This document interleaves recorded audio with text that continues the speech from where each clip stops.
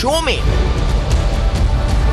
Sindh food authority तल्ख अंदरूनी कहानी मंजरे आम पर।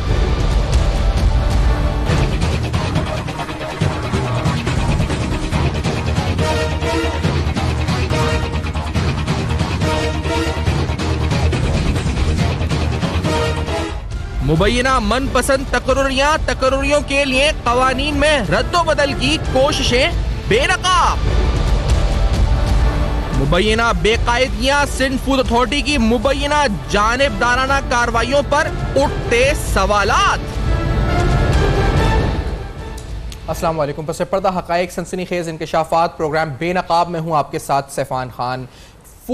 सिंध फूड अथॉरिटी बड़ा अहम महकमा, जिसका काम बड़ा अहम, जिसका ताल्लुक हम सबकी ज़िंदगी से, हमारी सेहत से, जो हम खाते हैं, जो हम शायद किसी बेकरी से ख़रीदते हैं या किसी रेस्टोरेंट में जाकर खाना खाते हैं, अपनी फैमिली के साथ खाते हैं, ये तमाम चेक एंड बैलेंस रखना, उस रेस्टोरेंट की रजिस्ट्रेशन से लेकर उसकी रेगुलेशन तक और उसके बाद उस पर एक मुसलसल मॉनिटरिंग और सर्विलेंस का काम रखना, ये तमाम फंक्शंस में हम कह सकते हैं कि सिंध फूड अथॉरिटी का बड़ा अहम और बड़ा इंपॉर्टेंट और कलीदी किरदार है। और ये हमने देखा कि पंजाब फूड अथॉरिटी के बाद से ये जरूरत सिंध में महसूस हुई कि यहां पर भी ऐसी एक अथॉरिटी होनी चाहिए जो इन तमाम चीजों पर कड़ी नजर रख सके और इन तमाम अनहाइजीनिक प्रैक्टिसेस को दूर कर सके, जिससे हमारी सेहत मुतासर हो सकती है।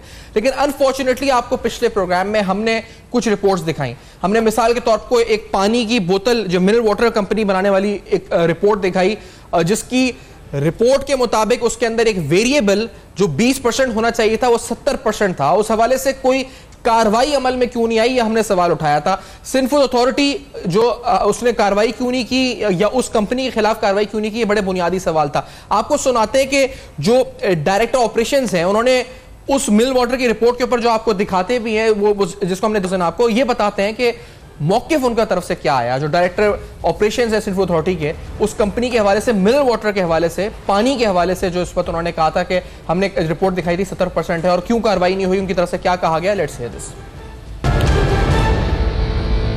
जो भी सैंपल्स हमारे वाटर के गए थे, बॉटल वाटर या मिनरल वाटर के, वो जब उसकी 3 टेस्ट होती हैं, एक माइक्रोबायोलॉजिकल एग्जामिनेशन, केमिकल एग्जामिनेशन और फिजिकल एग्जामिनेशन। अगर उसमें से किसी भी एक फाइंडिंग नेगेटिव है या उसके according to the mark of SFA standard नहीं है, तो उसकी प्रोटेक्शन को हम फुल फोर बंद कर देते हैं। और फुल फोर बंद की होगी किसी की भी, जिसकी भी अगर आपके पास कोई नेगेटिव रिपोर्ट होगी, for the time till the resampling is done and the SOP is not being maintained up to the mark of the SFA regulation.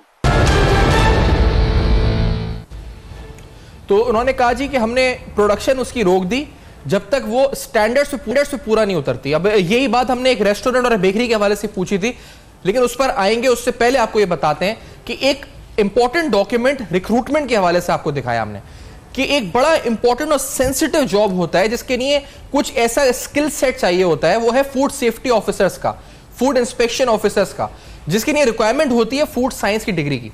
और ये आपको एक जो डॉक्यूमेंट देख रहे हैं आप स्क्रीन के ऊपर, जिसके अंदर 6 अप्रैल 2018 को एक हायरिंग हुई। जो इस आदमी के पास फूड साइंसेस की डिग्री नहीं थी, उसको as a food safety inspector या फूड टेक्नीशियन जो है अपॉइंट किया गया। और हमने ये आपको बताया था कि इस पर मौकिफ क्या है, ये भी तो आपको बताएंगे, लेकिन आज आपको एक नई तफसीलात आपके सामने रखते हैं। ऐसा एक नहीं 3 बार हुआ कि उन कवानीन को जिनके तहत ये तमाम इंपॉर्टेंट हायरिंग्स होती हैं सिंध फूड अथॉरिटी में, इनको तब्दील करने की कोशिश हुई। और ये जो आपको हम डॉक्यूमेंट दिखाएंगे स्क्रीन के ऊपर, ये स्केड्यूल ए है Sindh food authority food department government of Sindh का, अपॉइंटमेंट रूल्स और मेथड्स का। इसमें डीजी जो 1920 ग्रेड का हो सकता है, जिसकी अपॉइंटमेंट अथॉरिटी जो है चीफ मिनिस्टर सिंध है, वहां से लेकर तकरीबन 31 पोस्ट का जिक्र है, जिसमें आखिर में लैब टेक्नीशियन तक की बात है। यहां जो सेफ्टी ऑफिसर्स हैं, फूड सेफ्टी ऑफिसर्स या जो असिस्टेंट सेफ्टी फूड ऑफिसर्स हैं, उनकी डिग्री रिक्वायरमेंट्स में जो कानून 2017 में पास हुआ था, अप्रैल 2017 में सिंध फूड एक्ट का, उसको तब्दील करने की कोशिश की गई। इन कवानीन बोर्ड में जो प्रपोजल पेश किया गया, इन कवानीन में जो मुजवजा तब्दीली जो कहा गया जो तब्दीली की जाए, उनमें जो सेफ्टी फूड ऑफिसर्स हैं उनकी डिग्री रिक्वायरमेंट को चेंज किया गया। उसमें माइक्रोबायोलॉजी, बायोकेमिस्ट्री, इसी तरह से बी केमिकल, एग्रीकल्चर और इसी तरह food science and technology from a required university, recognised university. इसी तरह असिस्टेंट सेफ्टी फूड ऑफिसर्स की डिग्री रिक्वायरमेंट भी चेंज करके उसमें जो तब्दीली लाई गई, अगर आपको वो जो एम्प्लॉयमेंट वाला डॉक्यूमेंट है हमने दिखाया, उसमें microbiology, biochemistry, BE chemical, agriculture, यानी एक फूड सेफ्टी ऑफिसर जो कि 14 ग्रेड के अंदर या फिर एक 16 ग्रेड के अंदर, या उसका असिस्टेंट जो कि 14 ग्रेड में अपॉइंट होता है, वो केमिस्ट्री के बैकग्राउंड से भी हो सकता है, वो बायोकेमिस्ट्री के बैकग्राउंड से भी हो सकता है, माइक्रोबायोलॉजी के बैकग्राउंड से भी हो सकता है, एग्रीकल्चर के बैकग्राउंड से भी हो सकता है। और ये फूड साइंसेस का जो शर्त थी वो नहीं, उसके अलावा और यानी इसको वसी कर दिया गया, इसमें अंदर केमिकल, बायोकेमिस्ट्री, बायोलॉजी, मुख्तलिफ शोबे इसमें डाल दिए गए।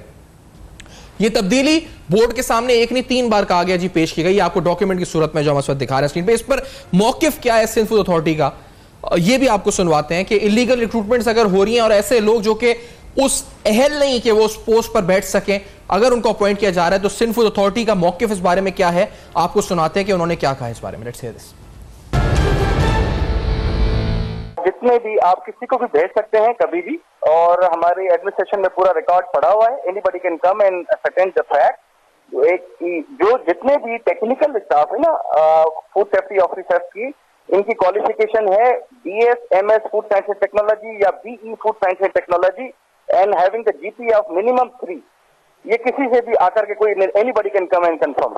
ये अपॉइंटमेंट डेली वेजेस का है। डेली वेजेस पे जैसे आपके वो होते हैं ना, for example non technical staff भी होता है, सपोज फील्ड में हमें कोई असिस्टेंट भी तो चाहिए होता है ना, जिसकी क्वालिफिकेशन BS और MS food science and technology नहीं है, तो उससे हम जो है वो फील्ड में असिस्टेंट का काम लेते हैं, क्योंकि ऑफिस में डॉक्यूमेंटेशन भी तो करनी होती है ना। कोई ऑर्डर में देखो तो सही, इसमें डेली वेजेस लिखा हुआ है। डेली वेजेस नहीं, मजदूर है।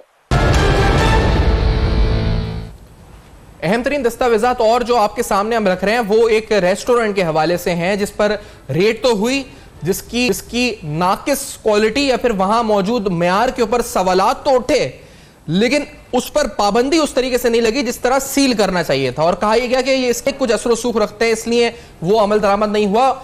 बजाय इसकी कि वो सील होता, वहां एक इंप्रूवमेंट नोटिस दे दिया गया और कहा गया जी कि अपनी फैसिलिटी को इंप्रूव करें। इसी तरह एक बेकरी कराची की बहुत मशहूर, जिसके समोसों के वेजिटेबल फिलिंग में जो टेस्ट रिपोर्ट सामने आई, उसमें कहा गया, जो मेडिकल रिपोर्ट आप देख रहे हैं स्क्रीन के ऊपर, कि the filling was not fit for human consumption. लेकिन इसके बावजूद इस बेकरी को सील नहीं किया गया। क्या एक्शन हुआ इनके खिलाफ, ये हमने सवाल उठाया। और सिंध फूड अथॉरिटी का मौकिफ इस बारे में क्या है, आपको ये भी सुनवाते हैं कि वो इस रेस्टोरेंट और इस बेकरी के बारे में स्पेसिफिकली क्या कह रहे हैं। Let's hear this. जिस डिप्टी डायरेक्टर ने ये इंस्पेक्शन किया था, उसने 80,000 का फाइन लगाया था, जबकि उसने तकरीबन SOPs पूरे कर लिए थे। तो उसने फिर हमें हमारी अंडर सेक्शन जो है 16 उसमें अपील कर सकता है अपने फाइन के अगेंस्ट ना। तो उसने अपील डाली। अपील पे मैं खुद गया था, मैंने खुद री इंस्पेक्ट किया उसको। तो वहां पर समझे कि 80 to 90% उसने कंप्लाइंस कर ली थी, बाकी 10% उसकी रहती थी। हमने उसको फिर जो है वो 10 दिन का टाइम दिया था, उसके बाद फिर री इंस्पेक्शन हुई और 100% कंप्लाइंस पूरी करवाई हमने। यूनाइटेड किंग का आपके पास ये लैब रिपोर्ट है आपके पास, वहां पर इंस्पेक्शन करवाई हमने। कोई मतलब शक हुआ कि एक आध प्रोडक्ट की रिजल्ट सही नहीं होगा, फॉर एग्जाम्पल हमें अनहाइजीनिक नजर आ रहा था, तो हमने सैंपल उठा लिया, उसके सैंपल भेज दिए लैब में। जब लैब से रिजल्ट आया उसका नेगेटिव, तो उसको हमने फाइन इम्पोज किया और उसको ये कहा कि ये तुम्हारी प्रोडक्शन टेम्पररी हम सस्पेंड करते हैं, और उसके बाद फिर तुमने इसको जब तक ये हमारी रीसैम्पलिंग नहीं होगी, you are not suppose to produce it. यानी किसी पर हल्की सजा और किसी के ऊपर जो है भारी जुर्माना या भारी जुर्माने के साथ साथ उसको सील कर दिया जाना, क्या ये दोहरा म्यार कवानीन में मौजूद है, सिंध फूड एक्ट में मौजूद है, या ये इस पर जो मुताल्लिका अफसरान हैं ये उनका अपना दोहरा म्यार है, जो वो एक नहीं 2 म्यार रखकर चल रहे हैं। बड़े रेस्टोरेंट्स के लिए एक अलग म्यार, या अब यूं कह लें कि असर सूख वाले रेस्टोरेंट्स के लिए या असर सूख वाली बेकरीज के लिए अलग म्यार, और छोटे या ऐसे रेस्टोरेंट्स के मालिकान जिनका असर सूख नहीं है उनके लिए अलग म्यार। लेकिन आप जितने भी म्यार रखें, आवाम जो उस्मत है वो उससे मुतासर होती है। आप अगर 2 म्यार रख रहे हैं तो आवाम उससे मुतासर हो रही है, आप 1 म्यार रख रहे हैं उससे आवाम मुतासर हो रही है। डायरेक्ट इंपैक्ट इसका जो है मेरी और आपकी सेहत पे पड़ता है, जो हम बाहर चीजें कंज्यूम करते हैं। हमने ये भी सवाल उठाया क्योंकि हमने ये सुना कि सिंध फूड अथॉरिटी का जो दफ्तर है वो जिस किराए पर हासिल किया गया जो है ज्यादा है उन मार्केट रेट से, और वो भी किसी असर व सूख या ताल्लुकात या मुबैना तौर पे डायरेक्टर ऑपरेशन जिनकी गुफ्तगू हमसे हुई है उन्हीं के ताल्लुकात की बिना पर उन्होंने वो दफ्तर हासिल किया महंगे दामों, मार्केट रेट से। तो इस पर उनके जानिब से क्या कहा गया, उन्होंने क्या जो जवाब पेश किया या क्या जवाब दिया है? ये इल्जाम है कि उनका ऑफिस हाई रेंट पे हायर हुआ है मार्केट रेट से ज्यादा इधर ही कराची में। उन्होंने क्या कहा है, let's hear this. Procurement committee जो है उसमें आपकी वर्क एंड सर्विस डिपार्टमेंट, आपका कंसर्न लाइन डिपार्टमेंट और number of people are suppose to be the part of the आपकी प्रोक्योरमेंट कमेटी। और उसमें ओपन कॉम्पिटिटिव ट्रांसपेरेंट बिडिंग होती है, उसमें जो सबसे कम रेट होता है उसी को ही प्रेफर किया जाता है मोस्टली। और ये सबसे कम रेट आया होगा। मैं चूंकि एडमिनिस्ट्रेशन का बंदा नहीं हूँ, administration is none of my business here, so I can not further comment on this. कुछ अहम तरीन सवालात इलीगल अपॉइंटमेंट से लेकर, मुबैना इलीगल अपॉइंटमेंट से लेकर कवानीन में तब्दीली तक, और कवानीन में तब्दीली के बाद ऐसे लोगों को अपॉइंटमेंट देना जो कि फूड साइंटिस्ट या फूड साइंसेस में स्किल्स नहीं रखते या पढ़ाई नहीं की है, क्या उससे मेरी और आपकी सेहत पर, हमारे लिए कितना जानी खतरा, ये जान को खतरा हो सकता है? इससे बड़े अहम सवाल आते हैं। सिंध फूड अथॉरिटी के हवाले से आज जो प्रोग्राम में बेनकाब करेंगे, कुछ अहम फैक्ट्स एंड फिगर्स के साथ, रिपोर्ट्स के साथ, कवानीन क्या कहते हैं, ये भी आपके सामने सवाल उठाएंगे और जवाब हासिल करेंगे। देखते रहेगा अब तक। एक ब्रेक के बाद आपको दोबारा ज्वाइन करता हूं।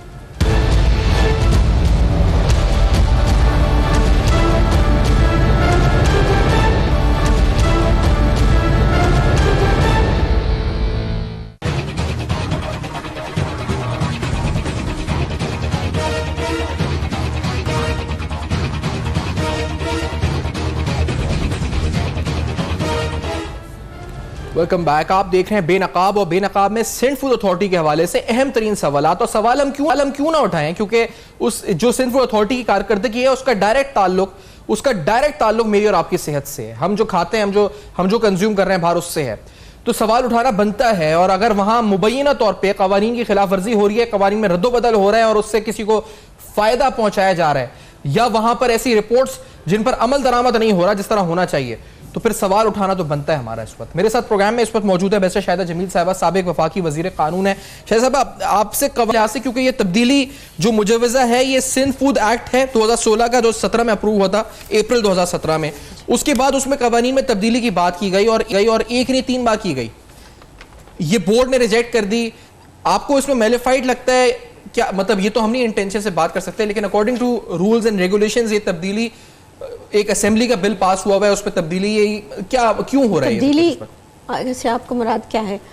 असेंबली तब्दील करना चाह रही है? असेंबली नहीं, बोर्ड उनका जो डायरेक्टर फूड है वो आगे से बोर्ड को रिकमेंड कर रहे हैं कि तब्दील कर दे इस कानून को। इसको नहीं कर सकते, नहीं कर सकता। अच्छा, कोई भी कानून नहीं बना सकता महासिवा उसके, और वो है असेंबली। अच्छा। अगर उस कानून में मौजूद है कि गवर्नमेंट उसकी रूल्स बना सकती है, तो रूल्स उसके मातहत बनते हैं, लेकिन वो रूल्स उस समझिए कानून के खिलाफ नहीं जा सकते। अच्छा। अगर उसमें लिखा है कि किस किस्म के लोग को तैनात करना है, तो रूल्स उसको तब्दील नहीं कर सकती। यानी रूल्स जो होते हैं वो मातहत होते हैं मेन कानून के, लिहाजा अगर कानून में लिख दिया उन्होंने उसका म्यार, तो फिर रूल्स उस म्यार को कम नहीं कर सकता। अच्छा, आप बतौर शहरी, अब आप जाती हैं, जब आप सुनती हैं ये तमाम चीज़ें कि एक जगह ऐसी है जहाँ पर समोसों में not fit for human consumption, और बड़ी मशहूर बेकरी है, उसके हवाले से रिपोर्ट आती है, वो कहते हैं हमने, आपने अभी इनका मौक़िफ़ सुना, वो कहते हैं कि हमने उस पर्टिकुलर प्रोडक्ट को रोक दिया, या हमने कहा जब तक आप उसमें इंप्रूवमेंट करें, जुर्माना भी करके, तो उस जगह को उन्होंने सील नहीं किया। वो उसकी कई ब्रांचेस हैं कराची में। हम नहीं कह रहे कि आप किसी एक पर्टिकुलर, लेकिन एक रिपोर्ट में चीज़ आ जाए तो ये एक्शन सब्सटेंशियल है अकॉर्डिंग टू रूल्स, तो कहीं ना कहीं कानून के हिसाब से उन्होंने बनाया होगा ना? नहीं, अगर किया है तो बाकायदा उनके खिलाफ कार्रवाई होनी चाहिए।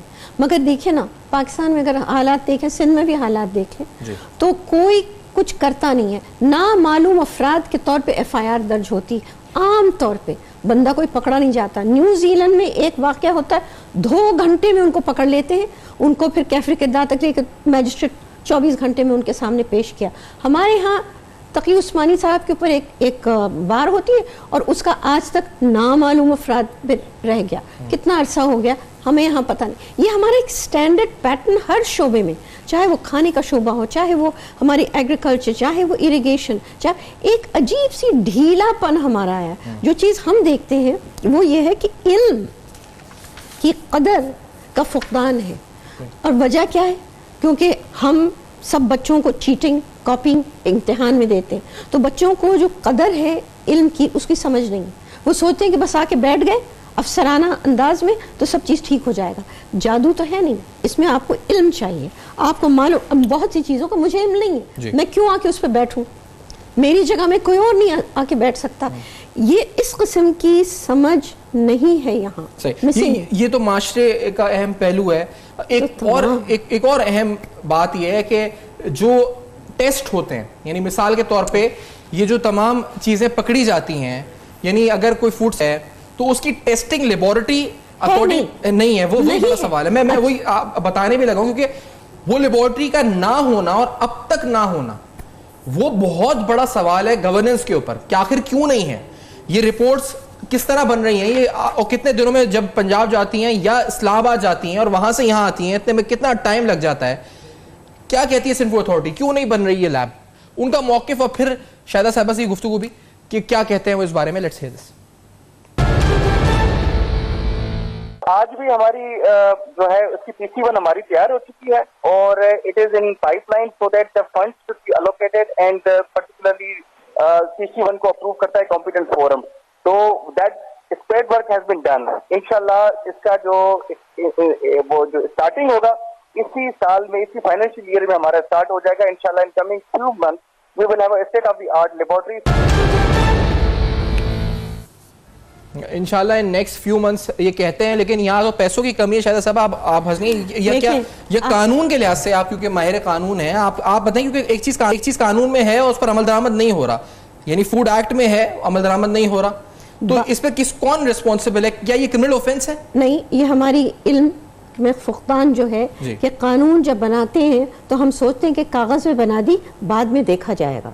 बाहर के मुल्क में वो असेंबली कभी पास नहीं करेगी जब तक आप उसके साथ बजट को अटैच नहीं करेंगे कि पैसा कितना लगेगा, कितने लोग तैनात होंगे, क्या उनकी डिटेल्स होंगी, और फिर उसके ऊपर ये बजट के पैसे जो आ रहे हैं कहाँ से आ रहे हैं।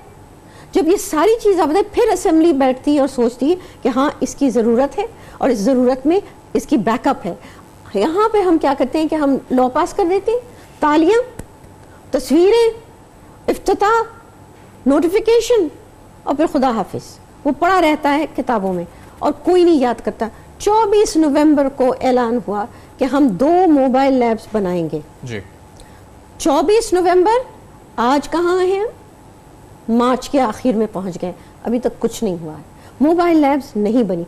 अब फूड अथॉरिटी के लिए तो मोबाइल लैब सबसे बुनियादी चीज़ है। जब तक आप टेस्ट नहीं करेंगे आपको कैसे पता चला कि वाकई ये बंदे ने गलती, किसने गलती की? 2 जगह मेहमान जाते हैं, हमें क्या पता कि यहाँ पे गलती हुई कि वहाँ गलती, ये तो आपकी टेस्टिंग बताएगी। टेस्टिंग की जब लेबॉरेटरीज नहीं है, कहीं और जाना है, और किस तरह ले गए, किन हालत में ले गए, ताकि वो खाना वहाँ तक पहुँचते हुए ख़राबी हो गया तो उसको क्या निकालेंगे आप उससे। क्वेश्चन है कि हमारा पूरा सिस्टम जो है इस वक्त ना किस अंदाज में पड़ा हुआ है और कोई परवाह नहीं है। उल्टा ये है कि हम देख रहे हैं कि जो शिकायत पहले होती थी वफाक के साथ सूबे के अंदर, जितने अफसरान कहते थे कि जी वो अपने पास इख्तियार रखा हुआ है, आज हम देख रहे हैं कि यही सिंध के अंदर जब ये सारी चीज़ें 18वीं अमेंडमेंट के तहत इनके पास आ गई हैं, अब वो वही कर रहे हैं कि जी उन्होंने नहीं दिया बहाना, और अपने तौर पे जब उनको लोगों को तैनात करना है, जिसको कहते हैं डेलीगेट करना है इन हालात में रिस्पॉन्सिबिलिटी, वो तैयार नहीं। हर चीज चीफ मिनिस्टर के हाथ में है। लेकिन इस हवाले से एक कमेटी भी उसका कयाम आया था कि जो परफॉर्मेंस होगी सिंध फूड अथॉरिटी की वो एक कमेटी ओवरसी करेगी। उसके जो मेंबरान हैं, आप उनकी इस वक्त फोटो देख रहे हैं, क्योंकि ये कमेटी जो थी वो आगा सिराज दुरानी साहब जो स्पीकर सिंध असेंबली उनकी तरफ से मुरतब की गई थी। इस कमेटी के अंदर डॉक्टर सौराब सरकी, संजय परवानी और इसके साथ गनहौर खान असरानी साहब जो है इस पर शामिल थे, और ये कहा गया था कि परफॉर्मेंस होगी और फिर सजेशंस भी इंप्रूवमेंट की दी जाएंगी। और ये हालिया दिनों में हुआ था जब वो वाकया हुआ था जब एरिज़ोना ग्रिल के अंदर 2 बच्चे जो है हलाक हुए थे खाना खाने के बाद मुबैना तौर पे, उसके फिर रिपोर्ट्स आने में तक था। लेकिन ये बड़े अहम सवाल आते हैं, कानूनी पहलू आपने सुने हैं। मैंने आपको ये बताया कि फूड साइंटिस्ट या फूड साइंस स्पेसिफिकली ये फील्ड, इसकी रिक्वायरमेंट क्या है इन पर्टिकुलर जो फूड सेफ्टी ऑफिसर्स होते हैं उनकी जॉब के लिए। टेक्निकली जो फूड साइंसेज डिपार्टमेंट को लोग समझते हैं, उनके नजदीक उनकी अहमियत क्या है, क्या केमिकल और बायोकेमिस्ट्री या बायोलॉजी का बंदा भी बैठ सकता है इसमें? यह बड़ा इंपॉर्टेंट और पर्टिनेंट सवाल है। कुछ अहम हकाइक बेनकाब करेंगे इस ब्रेक के बाद, हमारे साथ रहिए।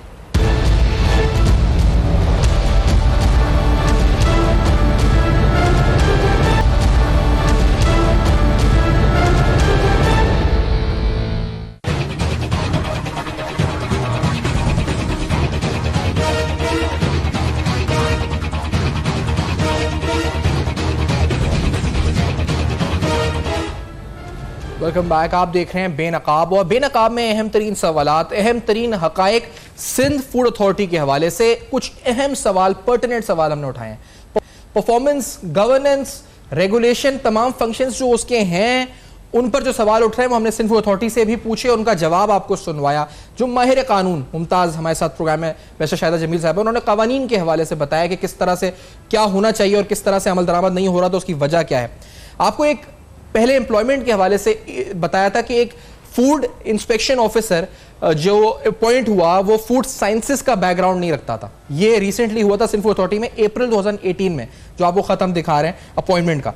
ये फूड टेक्नीशियन की पोस्ट है जिस पे अपॉइंटमेंट हुई थी, फूड टेक्नीशियन की पोस्ट है।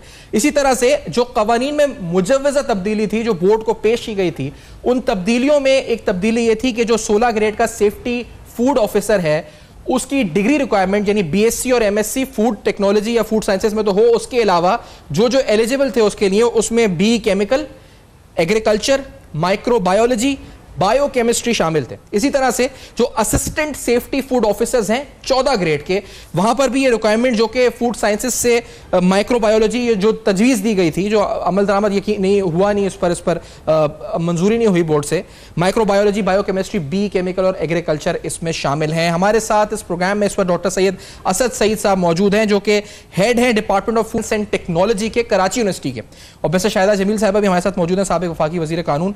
डॉक्टर साहब बहुत शुक्रिया आपने ज्वाइन किया। साहब ये सवाल आपसे यही हम पूछेंगे और बड़ा इंपॉर्टेंट कि क्या B chemical safety food safety officer बन सकता है, बी केमिकल या बायोकेमिस्ट बन सकता है? डॉक्टर साहब जी, सिंपल जवाब है, नहीं बन सकता है। अच्छा, तो सर ये इसके अलावा इसमें एग्रीकल्चर है, बायोकेमिस्ट्री बन सकता है? अब बायोकेमिस्ट्री का भी इतना कोई ज़्यादा रोल नहीं होता है ख़ास के फूड सेफ्टी के हवाले से, लेकिन जहाँ डिपार्टमेंट ऑफ फूड साइंस होते वहाँ पर एक सब्जेक्ट फूड बायो यानी बायोकेमिस्ट्री का पढ़ाया जाता है बच्चों की अवेयरनेस के लिए, लेकिन फूड सेफ्टी के हवाले से उसका इतना अमल दखल नहीं होता है। क्वालिटी कंट्रोल के हवाले से, क्वालिटी एश्योरेंस के हवाले से, और ख़ास के जो फूड सेफ्टी मैनेजमेंट सिस्टम। अच्छा, और इस वक्त शहर कराची में यानी या हम पूरे सिंध की बात करते हैं, सिंध फूड अथॉरिटी की बात हो रही है, तो ये फूड साइंसेज एंड टेक्नोलॉजी ये डिपार्टमेंट है कितनी यूनिवर्सिटीज़ के पास, कराची यूनिवर्सिटी के अलावा और कितनी यूनिवर्सिटीज़ के पास है? ये कराची यूनिवर्सिटी में 1994 में मतलब ये पायनियर है, यहाँ इस्टेब्लिश हुआ 1994 में, और ये अप्लाइड केमिस्ट्री में उससे पहले एक सेक्शन होता था स्पेशलाइजेशन का जिसमें पेट्रोलियम, पॉलीमर और टेक्सटाइल और फूड साइंस एंड टेक्नोलॉजी होती थी। फिर 94 के अंदर कुछ कॉलिब्रेशंस उस ज़माने में सेक्शन का यूनिवर्सिटी ऑफ कैलिफोर्निया से हुआ और यूनिवर्सिटी ऑफ हम्बरसाइड और यूनिवर्सिटी ऑफ लैंकनशायर जो इंग्लैंड में है, तो वहाँ से ये बात तय हुई कि यहाँ पे कराची पाकिस्तान क्योंकि एग्रो बेस्ड कंट्री है और ज़्यादातर लोगों का एग्रीकल्चर से ताल्लुक़ है, तो यहाँ पर एक फूड साइंस का एक डिपार्टमेंट होना चाहिए। तो ये इसके अंदर मैं थोड़ा सा कहूँगा, यानी 60 की दहाई के अंदर जब एस्ट्रोनॉट्स जा रहे थे चांद के ऊपर, तो उस वक्त एक HACCP program, hazards analysis critical control program के तहत उनको एक फूड सेफ्टी किया गया कि अगर वो जाएंगे तो उनको कोई इन्फेक्शन नहीं हो और उनको एक प्रॉपर फूड मिले।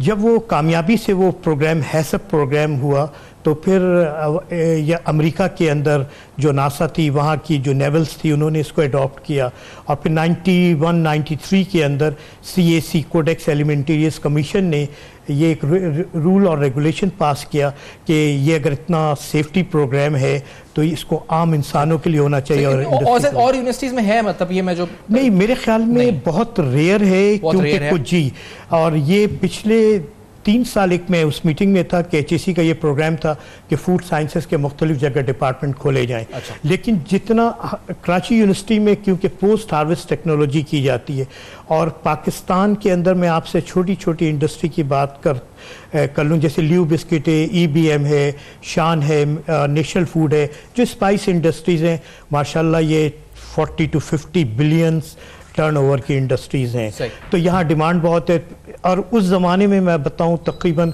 90 के अंदर यहाँ पे लोग टेक्सटाइल के मुख्तलिफ लोग काम किया करते थे। तो जब ह्यूमन रिसोर्स इनको 94 से मिलने लगा और जब ह्यूमन रिसोर्स कराची यूनिवर्सिटी ने इनको दिया डिपार्टमेंट फूड साइंस के थ्रू, फूड इंडस्ट्रीज को मिलने लगा, तो ये फूड इंडस्ट्री बहुत इनकी ग्रोथ हुई। लेकिन सर ये जब हम ये कहते हैं और जब आपसे पूछा, आपने स्ट्रेट फॉरवर्ड कहा कि इसका जवाब नो है कि केमिस्ट्री का बंदा फूड सेफ्टी ऑफिसर या safety food officer, assistant safety नहीं बन सकता, तो इसका मतलब ये जो अगर हो रहा है, अगर ये कानून तजवीज़ किया गया था by the director of Sindh food authority, तो ये गलत हो रहा था। आसान अल्फाज हम कह सकते हैं ये इनकॉम्पिटेंट और जिनके पास स्किल नहीं थी उनको अपॉइंट किया जाना था अगर ये मंजूर हो जाता तो।